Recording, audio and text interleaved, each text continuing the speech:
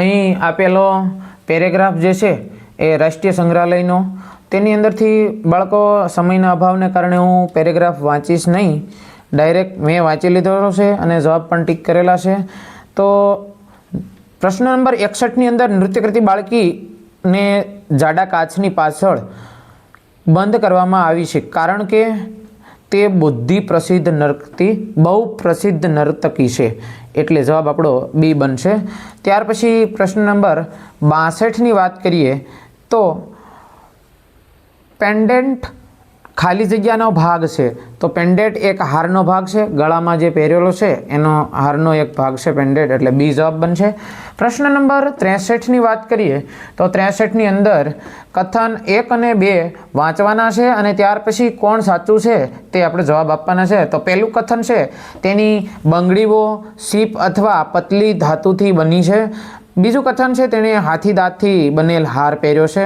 તો ફકરામાં જોઈએ તો તેમાં સત્ય છે પહેલું એક કથન અને બીજું અસત્ય છે, કારણ કે હાથીના દાંતથી એવો કોઈ ઉલ્લેખ કરેલો નથી કે જે હાર એમાંથી બનાવવામાં આવ્યો છે.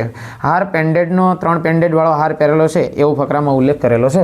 પ્રશ્ન નંબર એટલે કે જવાબ એ બનશે. ત્યાર પછી પ્રશ્ન નંબર 64ની અંદર કયો શબ્દ નિર્ભીકનો પર્યાય નથી? બરાબર યાદ રાખજો, પર્યાય નથી એટલે કે એનો સમાનાર્થી નથી, એટલે વિરોધાર્થી હશે.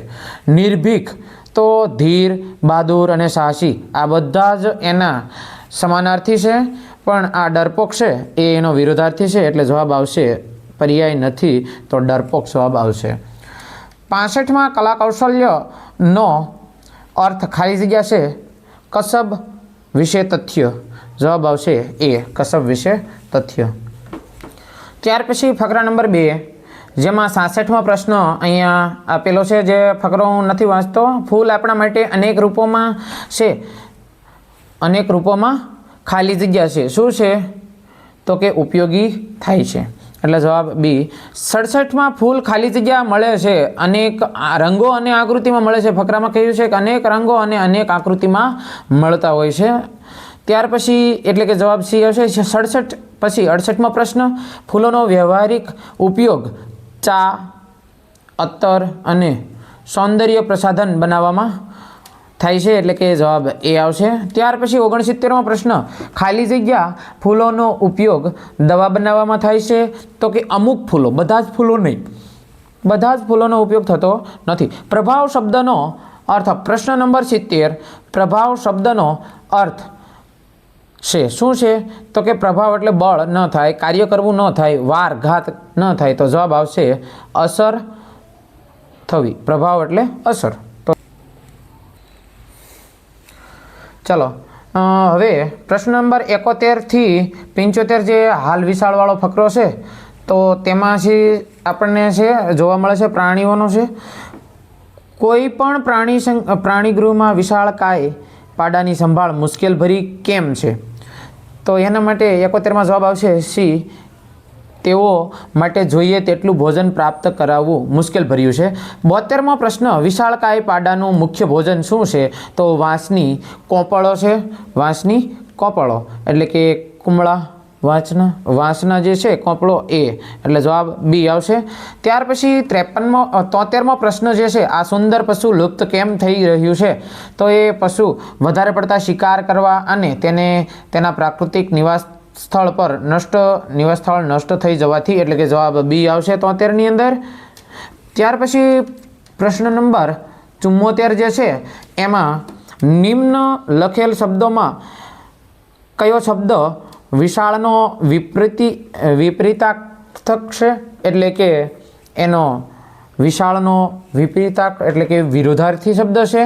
તો વિશાળ એટલે મોટું પણ થાય એનું સમાનાર્થી, વિસ્તૃત પણ થશે, લાંબુ પણ થશે, પણ લઘુ એટલે નાનું થાય, ટૂંકું થાય, એટલે જવાબ એ એનો વિરોધી છે, એટલે જવાબ આવશે 74માં સી.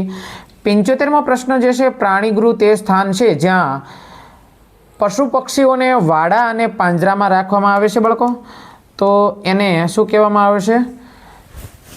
પ્રાણીગૃહ કહેવામાં આવે છે. છેલ્લો ફકરો 76 થી 80 જે પ્રશ્નો છે તે આપણે જોઈશું. સોનમ પોતાના ખાલી જગ્યાની સાથે દુકાન પર ગઈ, તો એમાં ફકરામાં કહ્યું હતું કે એના પિતા સાથે દુકાન ગઈ હતી. એટલે જવાબ બી આવશે.